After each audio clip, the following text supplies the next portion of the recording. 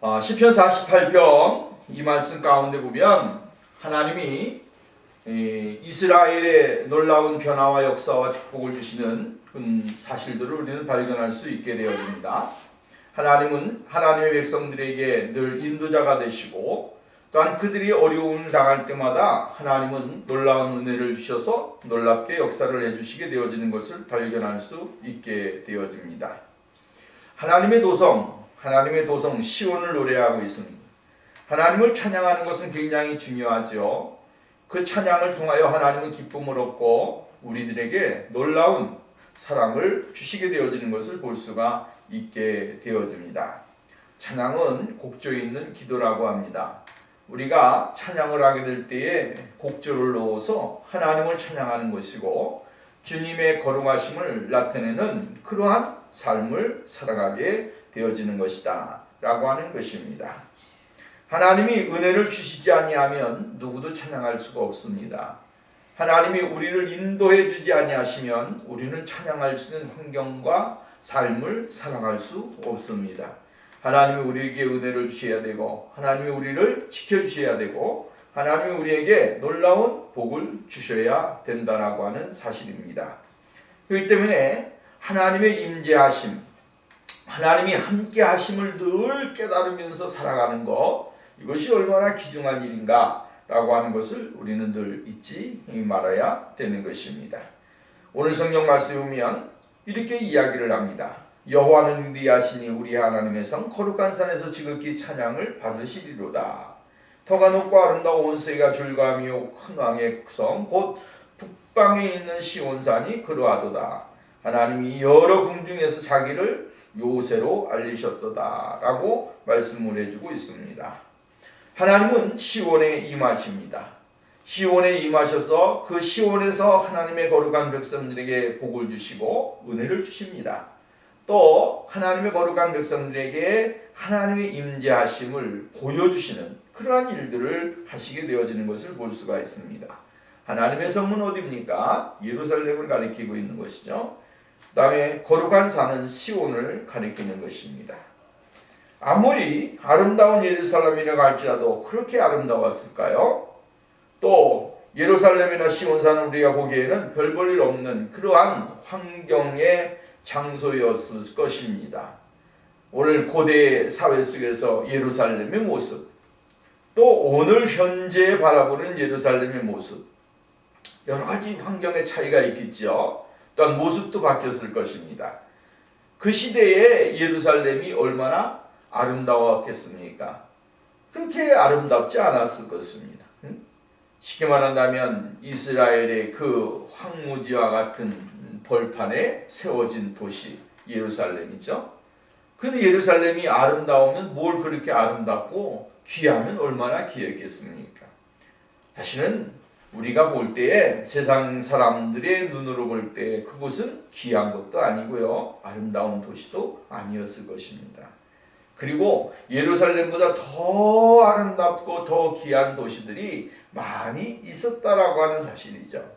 발전하고 또 왕성하게 아름다움을 자랑하는 도시들, 이러한 도시들이 그 시대에 많이 있었다라고 하는 것입니다. 근데 성경은 오늘 성경 말씀에 보면 이렇게 이야기를 해주고 있습니다. 예루살렘이 아름답다 이렇게 이야기를 합니다. 하나님의 성, 하나님의 거룩한 산에서 지극히 찬양받으시리로다. 터가 높고 아름다운 온 세계가 즐거워한다 이렇게 이야기를 해주고 있습니다. 온 세계가 즐거워한다 라고 이야기를 해주고 있습니다. 여기서 우리는 발견할 수 있는 것이 있습니다. 그것이 무엇이겠습니까? 아무리 호화로운 장소라고 할지라도 귀한 곳으로 장식하고 아름답게 꾸몄을지라도 그곳의 아름다운 것이 될 수 없다라고 하는 것이죠. 사람들에게 호감을 받을 수 있는 장소는 될 수가 있습니다. 그리고 사람들의 입을 통하여 감탄을 자아내는 그러한 장소는 되어질 수 있다라고 하는 것입니다. 이러한 감탄과 자아, 아름다움은 결국은 우리가 잠시 잠깐 보는 곳에 그치는 것입니다. 그러나 본문 말씀에서 말씀하신 예루살렘과 시온산은 아름답지 못한 장소라고 하지만 왜 아름다운 장소가 되었을까? 또한 귀한 장소가 될 수 있었을까라고 하는 것입니다.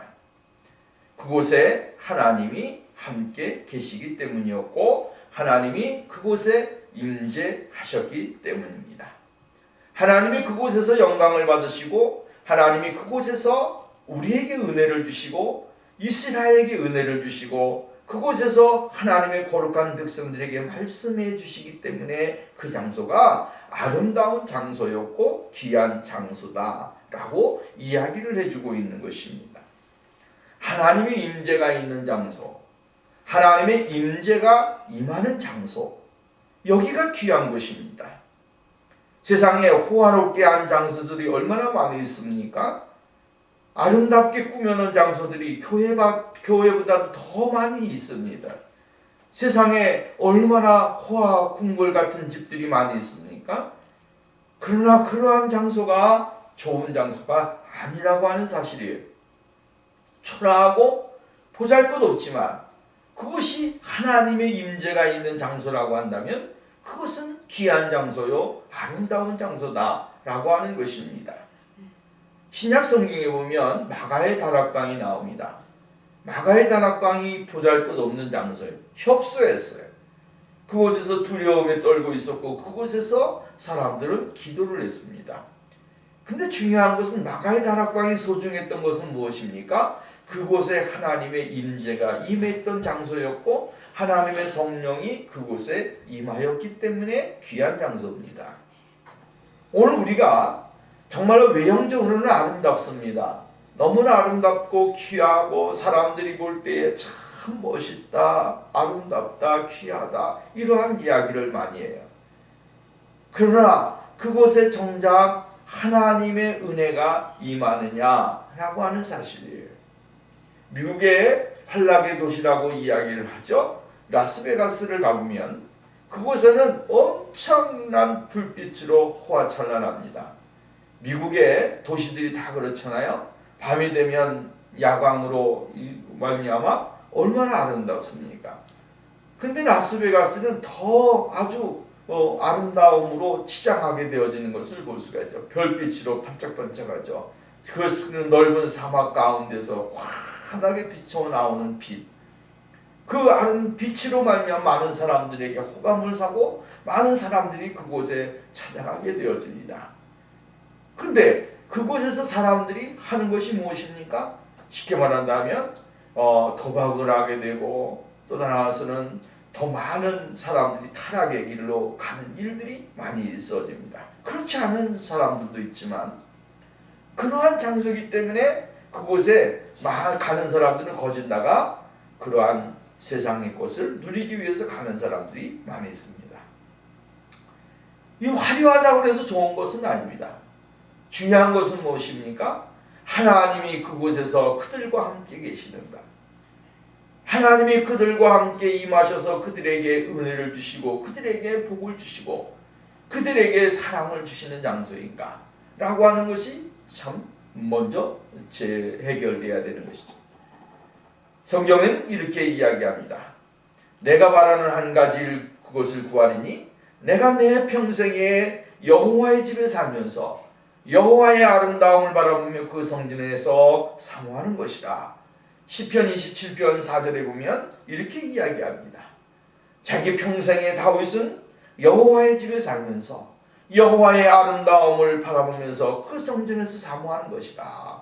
이렇게 하면서 주의 성전을 그리워하고 하나님의 임재를 그리워하는 그러한 모습을 우리에게 보여주고 있습니다. 84편에서 보면 주의 궁전에서 한 날이 다른 날에서 천날보다 나은즉 악인의 장막에 사는 것보다 내 하나님의 성전에 문지기로 있는 것이 좋다. 세상의 낙을 누리고 세상의 아름다움을 보고 사는 것보다 하나님의 성전에서 문지기로 사는 것이 더 낫다. 이렇게 이야기합니다. 하나님의 거룩하신 은혜가 임하지 아니하는 곳이라고 한다면 그 어떤 곳이라고 할지라도 아름답지 않고 귀하지 않다라고 하는 것입니다. 허름하고 보잘것없는 장소라고 할지라도 그것이 하나님이 임재하는 장소라고 한다면 언제나 찬양할 수가 있고 언제나 감사할 수가 있고 언제나 하나님 앞에 나갈 수 있다라고 하는 것입니다. 사도 바울은 디모데에게 이야기하게 될 때에 큰 집에는 금그릇과 은그릇이 있을 뿐만 아니라 나무그릇과 질그릇이 있다라고 이야기합니다. 금그릇과 은그릇과 나무그릇과 질그릇 종류가 있습니다. 근데 귀하게 쓰임을 받으려면 어떻게 해야 되느냐? 깨끗해야 된다 이렇게 이야기했습니다. 어떤 그릇은 천하게도 쓰고 어떤 것은 귀하게도 쓰는데 귀하게 쓰임 받으려고 하면 어떻게 해야 되느냐? 깨끗해야 된다 이렇게 이야기를 해주고 있습니다. 깨끗하게 되어지면 귀하게 쓰임 받는다라고 하는 것입니다. 깨끗한 곳에 하나님의 임하시잖아요. 마음이 정결한 자는 복이 있나니 저희가 하나님을 볼 것이다. 깨끗한 곳이에요. 하나님이 임하시는 장소, 하나님이 그곳 임하는 그러한 심령에는 깨끗한 거예요. 성령 하나님이 이 깨끗한 곳에 임하셔서 하나님의 거룩하심을 나타내게 하고 하나님의 거룩하심을 증거할 수 있도록 만들어 주시게 되어지는 것을 볼 수가 있게 되어집니다. 하나님이 임하시는 곳, 그것이 아름다운 것입니다. 내 심령 속에 예수 그리스도가 계시지 아니하면 그 심령은 황폐한 심령이 되는 것입니다. 그 사람이 아름답고 멋있고 치장을 아름답게 할지라도 아무 의미가 없습니다. 그 사람은 빈 껍데기의 모습에 불과하고 하나님의 거룩하신 은혜가 그에게 임하지 아니하게 되어진다라고 하는 것입니다. 그러므로 오늘 우리는 하나님의 어디에 계시느냐, 주의 성령이 지금 어디에 계시느냐라고 하는 것입니다. 내 안에 계시는 성령님, 나와 동행하시는 성령님이 늘 나와 동행하고 계시는가 아닌가를 늘 점검하면서 정말 인간적인 생각과 마음을 가지고 내가 이 세상에서 살아가고 있는가라고 하는 것을 깨닫고 발견하면서 사는 것이 중요한 것이다 라고 하는 것입니다. 하나님은 늘 차별이 없이 은혜를 베푸시는 분이고 차별이 없이 하나님의 놀라우신 축복을 주시는 분이시다 라고 하는 것입니다. 두 번째로 보면 왕들이 지나같이 모여서 함께 지나갔으며 4절 보면 그들이 보고 놀라고 두려워 빨리 지나갔도다 라고 이야기를 해주고 있습니다. 시온에 임하신 하나님으로 인하여 시온은 하나님의 보호를 받는 난공불락의 요새가 되었다라고 하는 것이죠. 이러한 사실들은 역사적으로 많이 증명이 되고 있는 것을 볼 수가 있게 되었죠. 이스라엘은 역사 속에서 열왕들이 모여서 이스라엘을 예루살렘을 치려고 군사적인 동맹을 많이 일으켰던 사실들을 볼 수가 있게 되죠. 그런데 이러한 동맹을 많이 해서 이스라엘을 공격을 했지만 그러나 그들이 성공하는 것은 아니었다 이 말. 왜 성공을 할 수가 없었느냐 하면 하나님이 그곳에 계셨기 때문에 라고 하는 사실이죠. 하나님이 그곳에서 그 장소를 보호하시고 이스라엘 백성들을 보호하시니까 아무리 강한 사람들이 나라들이 공격을 해온다고 할지라도 이길 수가 없었습니다. 하나님이 도와주시고 하나님이 인도하시는 놀라우신 능력을 그들은 경험을 하게 되어졌다라고 이야기합니다. 여기 오늘 성경 말씀이면 열왕들이 함께 지나갔다라고 이야기를 해주고 있습니다. 하나님 열왕들이 함께 지나감으로 인해서 함께 지나갔다. 모여서 함께 지나갔다라고 하는 것은 뭡니까? 이스라엘을 함께 동맹을 해서 공격을 했다라고 하는 것입니다. 그러나 그들은 자신이 하는 전쟁에 아무런 효과가 없고 성과도 나타나지 않았습니다. 그들은 그 이스라엘에 행하는 그 안에서 일어나는 일들을 보면서 스스로가 놀라서 두려워할 수밖에 없었다는 것이죠. 왜? 수적으로도 군사적으로도 이스라엘보다 연약 강한 나라들입니다. 열 왕이 모여서 연합군을 이뤄서 이스라엘을 치니까 이스라엘이 당할 재량이 어디 있겠습니까?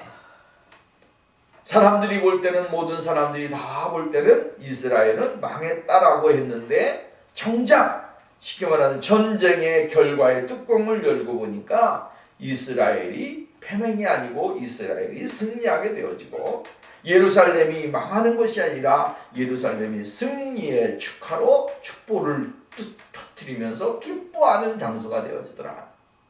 왜 그렇습니까? 하나님이 그곳에서 행하시는 능력을 보았습니다. 그들은 이스라엘 가운데 역사하시는 하나님, 이스라엘 가운데 인도하시는 하나님, 이스라엘 가운데서 좌정하셔서 온 이스라엘을 통치하시는 그 하나님의 능력을 보았습니다. 자신들의 힘 갖고 능력 갖고 군사력을 가지고 막 대적하고 자신들이 승리할 것이라고 하고 의기양양하고 공격을 했는데 결국은 초라한 모습으로 자신들의 그 힘의 연약함과 하나님을 대항할 수 없다라고 하는 그러한 자신들의 연약함을 발견하고 돌아가는 패잔병이 되어지더라 라고 하는 것입니다. 하나님은 사람이 할 수 없는 일들을 행하시는 것입니다. 사람들이 볼 때는 이거 뭐 별거다, 별거겠느냐 이렇게 생각을 해요. 그러나 하나님은 분명하게 우리에게 이 능력을 행하시고 우리에게 이 일을 행하시게 될 때에 힘을 자랑하고 권력을 자랑하는 자들 앞에 우리를 세우기를 원하시는 하나님이시고 그러한 사람들을 부끄럽게 만드시는 이가 하나님이시다 라고 하는 사실이에요. 그렇기 때문에 오늘 우리는 하나님이 함께 계시지 아니하면 우리는 멸망할 수밖에 없고 정말로 세상 가운데 지쳐 쓰러질 수밖에 없는 연약한 존재들이 될 수밖에 없다라고 하는 사실이에요. 오늘 여기 이렇게 이야기합니다. 6절 말씀 보십시오. 거기서 떨림이 그들을 사로잡으니 고통이 해산하는 여인의 고통과 같도다. 여기서 표현을 뭐라 그랬어요? 떨림이 그들을 사로잡았다. 떨림을 사로잡았는데 그 떨림이 어떠한 떨림이라 그랬습니까? 해산하는 여인의 고통의 떨림이었다 이렇게 얘기합니다. 여자가 아이를 낳을 때 떠는 고통스러운 고통, 떨림, 그 두려움, 그것이 그들에게 임했다는 겁니다. 비유로 이야기하는 겁니다. 비유로 여자가 해산할 때 당하는 고통과 괴로움, 그것을 비유해 가면서 그보다도 더 큰 고통이 그들에게 임했다라고 이야기를 했어요. 어떻게 이런 일이 있을까? 그들이 연합을 해서 올라갈 때 이스라엘에 올라가게 될 때 예루살렘에 올라갈 때 얼마나 정말로 충전된 모습을 가지고 올라갔습니까? 한순간에 다 덮쳐서 이스라엘을 멸망시키고 우리가 그곳에서 정말로 승리의 축복을 터뜨릴 것이다 라고 하는 의기양양한 모습을 가지고 올라갔는데 그들이 전쟁을 하면서 느낀 것은 뭐냐면 두려움의 고통이 그들에게 임했다라고 이야기를 해주고 있어요. 그 고통이 바로 해산하는 여인의 그 고통으로 비유를 해주고 있다라고 하는 것입니다. 하박국서에 보면 3장 16절에 보면 내가 들었으므로 내 창자가 흔들렸다. 목소리를 말미암아 내 입술이 떨렸다. 그리고 다 무리가 우리를 치러 올라오는 환난 날을 내가 기다림으로 썩이는 것이 내 뼈에 들어왔으며 내 몸은 내 처소에서 떨리는도다. 막 창자가 뒤틀리는 것이 고통이에요. 입술이 그냥 버들버들 떨리는 그러한 고통이 그들에게 임했다라고 이야기했어요. 아니 왜 이러한 일이 있었을까요? 하나님이 그들에게 그러한 마음을 주셨다. 두려워하는 마음, 고통하는 마음, 이러한 마음을 주시니까 그들이 이스라엘과 싸울 수 없었습니다. 하나님은 우리들의 모든 것들을 인도하시고 역사하신 하나님입니다. 사람이 생각할 수 없는 일들을 행하시는 분입니다. 우리는 이 하나님의 능력을 믿고 이 하나님의 권세를 믿습니다. 또 이렇게 이야기합니다. 주께서 동풍으로 다시스의 배를 깨트리시는도다. 이렇게 다시스의 배는 원거리를 항해하는 거대한 선박들을 일컫는 말인데 잘 조직이 된 선박들이라고 할지라도 파괴적인 광풍인 동풍이 몰아치게 되어지면 한순간에 산산조각이 난다라고 하는 것입니다. 태풍이 와가지고 어떻게 됐습니까?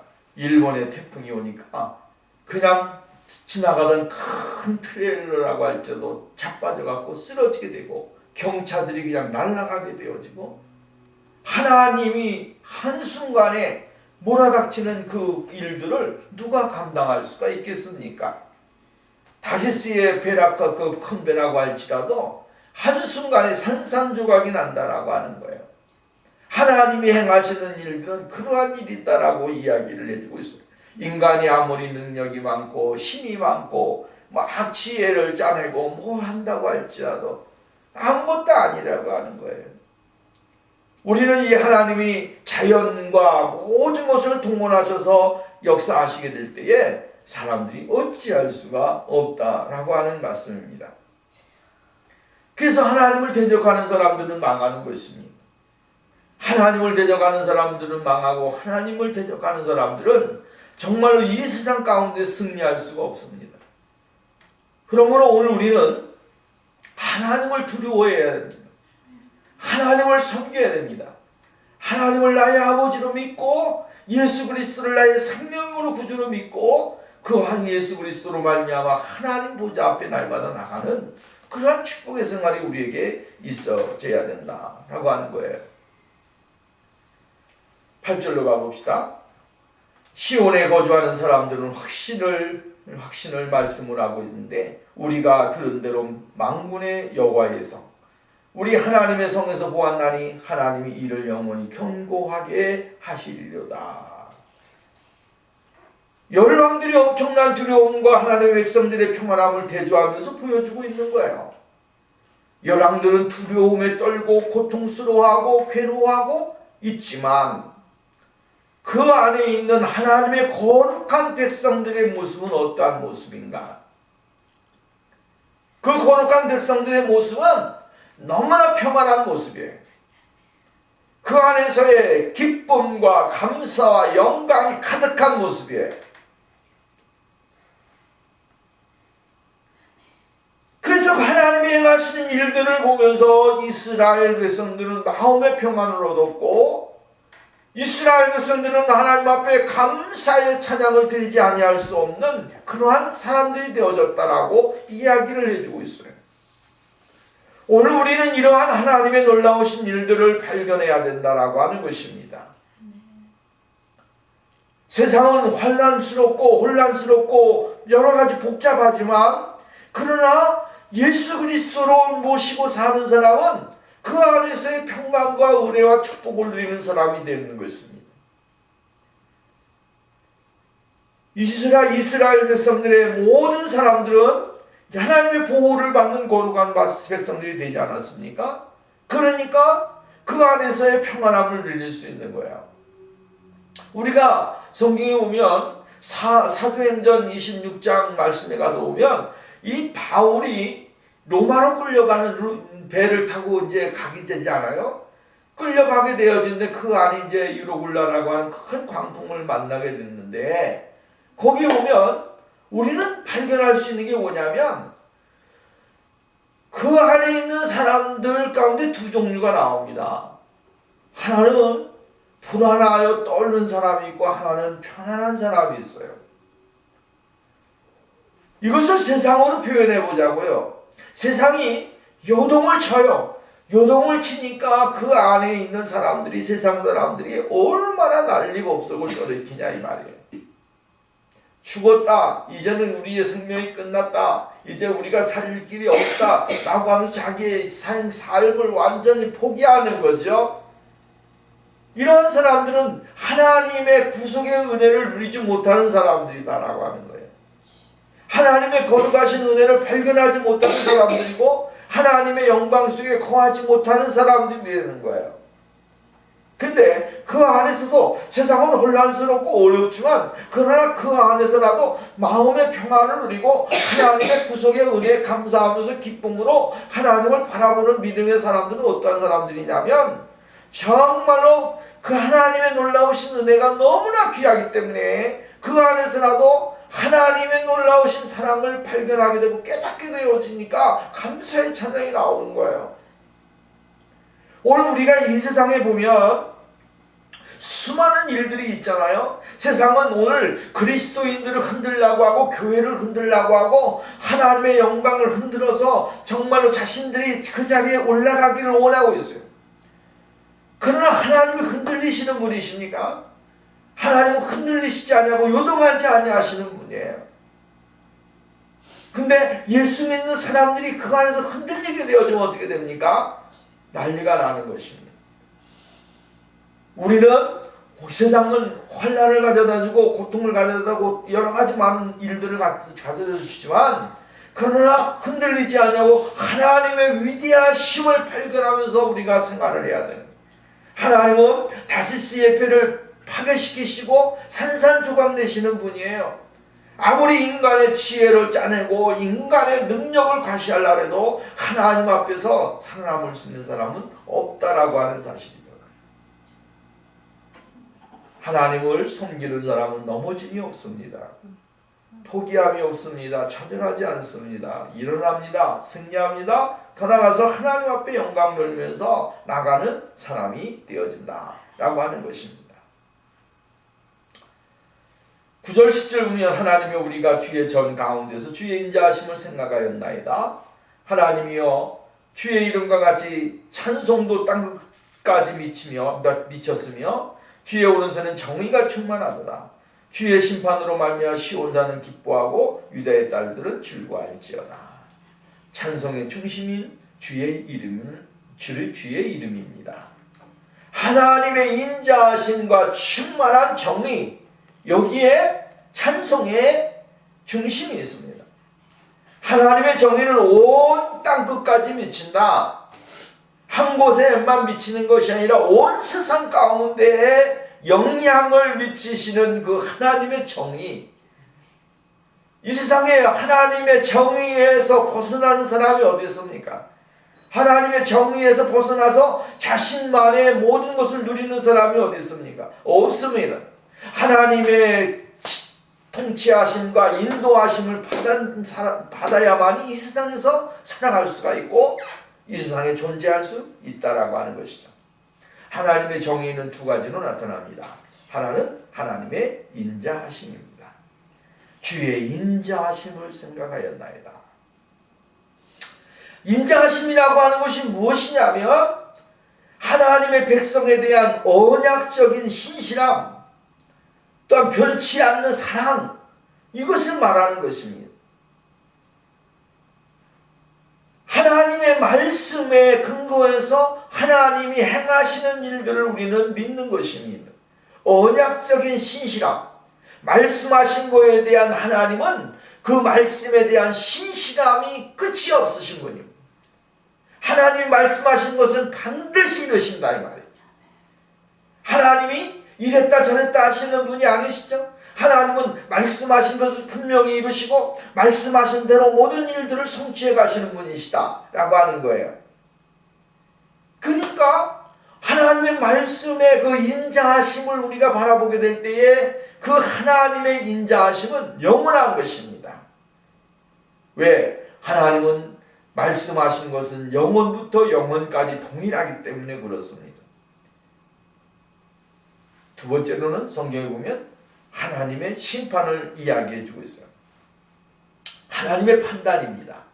하나님의 판단은 무엇입니까? 심판입니다. 주의 심판으로 말미암아 시온산은 기뻐하고 유다의 딸들은 즐거워할지어다. 여기서 심판, 하나님의 판단. 악한 자들은 심판하시는 것이죠. 악한 자들을 징벌하시는 것입니다. 악한 사람들을 하나님은 악한 자들의 모든 행위를 심판하시는 분이시다. 판단하시는 분이시다. 그럼 오늘 우리의 예수 믿는 사람들의 삶은 판단 안 하십니까? 아니요. 사람 믿음의 사람들도 판단을 받으십니다.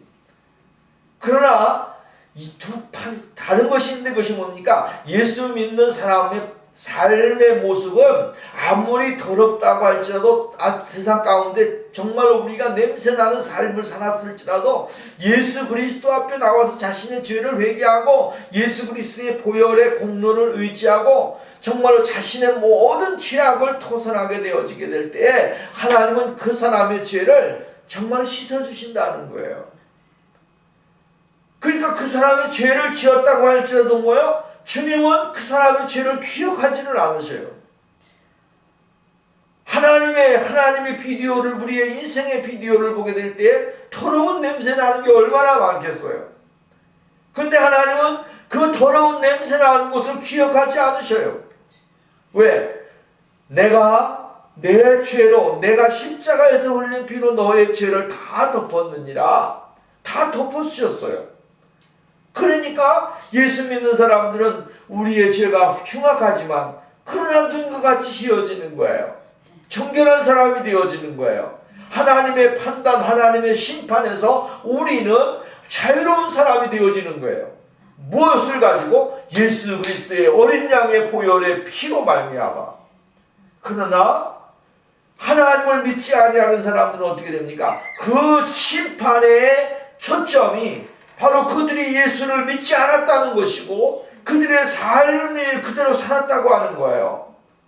그러니까 하나님은 예수를 믿느냐 예수를 안 믿느냐라고 하는 것에 하나님의 중요한 판단의 기초가 되어진다라고 하는 것입니다. 그러니까 누구든지 예수 그리스도를 믿으면 구원을 얻는다는 거예요. 예수를 믿고 자신의 죄를 회개함 받고 사함 받고 자유함을 누리며 하나님의 거룩하신 은혜를 누리게 될 때에 거기에 하나님의 놀라우신 능력이 있고 권세가 있다라고 하는 사실이에요. 그렇기 때문에 오늘 우리는 하나님의 인자하심과 하나님의 심판하심, 판단하심을 늘 기억하면서 우리가 신앙생활을 해야 되는 것입니다. 그 다음에 12절 말씀, 13절 말씀이면 하나님의 행적을 전파하는, 나타내는 삶을 살아야 된다라고 하는 것이죠. 너희는 시온을 돌면서 그곳을 돌아보고 그 망대를 세워보라. 그의 성벽을 자세히 보고 그 궁전을 살펴서 후대에 전하라. 이렇게 이야기했어요. 이것은 무엇을 의미해주고 있습니까? 열왕들이 와서 공격을 해서 많은 그러한 공격을 했지만 그러나 이스라엘 예루살렘이 어디 한 군데 피해본 것이 있느냐라고 하는 거예요. 하나님은 그 도시를 귀중하게 여겼고 예루살렘을 소중하게 여기셨습니다. 왜 그러셨습니까? 하나님이 그곳에 임재해 계시기 때문에 그렇습니다. 그러니까 예루살렘에 일어났던 일들을 한번 돌아보면서 성을 돌아보면서 정말 어디 한 군데 망가진 데가 있는가, 어디 한 군데 문제가 생긴 데가 있는지를 한번 보려는 것입니다. 대적들로 말미암아 정말로 이스라엘 백성이 예루살렘에 갇혀 있는 듯한 생활을 했습니다. 그런데 그들에게 주어진 일들을 보고 확인을 하라고 하는 것입니다. 주변에 있던 대적들이 물러가고 공포에 사로잡혀 예루살렘이 자유로운 기쁨을 누리는 것을 여기서 말해주고 있는 것이죠. 이러한 것은 오늘날 우리 예수 믿는 사람들이 똑같은 것입니다. 오늘 여러분, 우리 하나님께서 행하신 일들을 한번 가만히 보십시오. 우리가 죄악으로 말미암아 갇혀서 생활해야 되는 사람들 아니겠습니까? 죄로 말미암아 갇혀서 하나님의 은혜에 감사하지 못하면서 인생을 살아야 되는 연약한 존재들 아닙니까? 그런데도 불구하고 오늘 우리는 뭡니까? 정말로 자유로운 사람이 됐어요. 예수 안에서 자유로운 사람, 하나님의 은혜를 누리는 사람, 하나님의 축복을 누리는 사람, 이러한 사람이 되어졌다라고 하는 거죠. 그래서 우리가 보면 정말로 나 같은 죄인 살리신 주은의 놀라와 그 놀라우신 은혜를 찬양하고 감사하면서 하나님 앞에 나갈 수 있는 사람이 되어질 수 있게 되어집니다. 두려움에 잡혀있던 사람들이 자유로운 사람이 되어졌다. 무엇의 두려움에 사로잡혔습니까? 죄의 두려움에 사로잡혔다 이 말이에요. 사단의 두려움에 사로잡혔다라고 하는 거예요.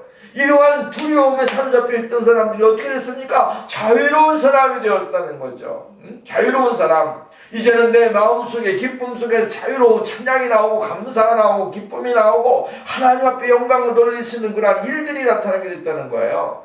이게 얼마나 소중한 거예요? 그렇기 때문에 오늘 이스라엘 백성들에게 하나의 주변을 보라는 것입니다. 두려움을 줬던 사람들이, 두려움을 주던 대적들이 물러갔다는 것입니다.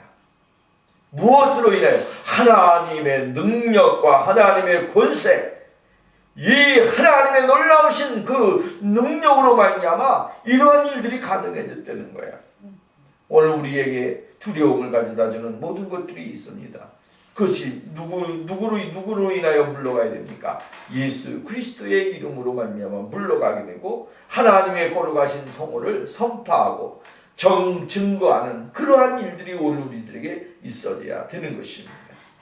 우리는 예배를 통하여, 기도를 통하여, 말씀을 통하여, 찬송을 통하여, 삶을 통하여, 구절을 통하여 이러한 하나님의 일들을 더 확장해가고 증거하는 그러한 삶이 오늘 우리들에게 있어야 됩니다.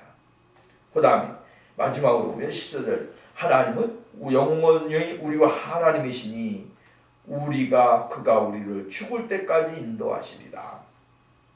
죽을 때까지 인도하시리라.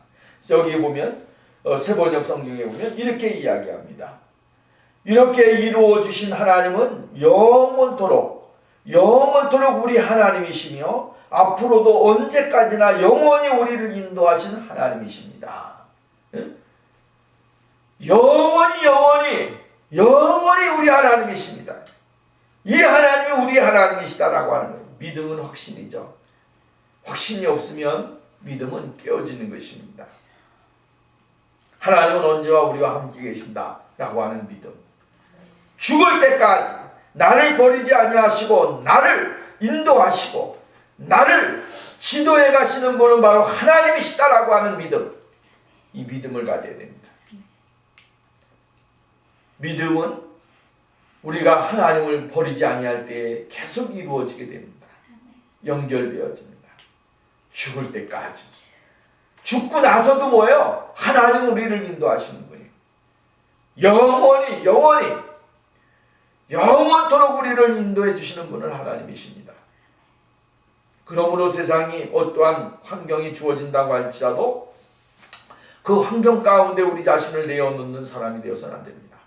더욱더 주님을 바라보고 더욱더 주님을 따라가고 더욱더 주님을 의지하는 이러한 믿음의 생활이 우리에게 있어야 될 것을 말씀해주고 있는 것입니다. 말씀의 결론을 맺습니다. 오늘 우리는 시온에 거주하신 하나님, 그 하나님의 이름을 찬양하고 그 하나님의 영광을 선포하면서 주님 앞에 가까이 나가는 그러한 축복이 우리에게 있어야 될 줄로 믿습니다. 그리고 오직 우리의 삶을 통하여 하나님을 찬양하는 찬양의 삶이 끊임없이 있게 될 때에 하나님은 오늘 우리에게 놀라운 변화와 역사를 이루어 주시게 될 줄로 믿습니다.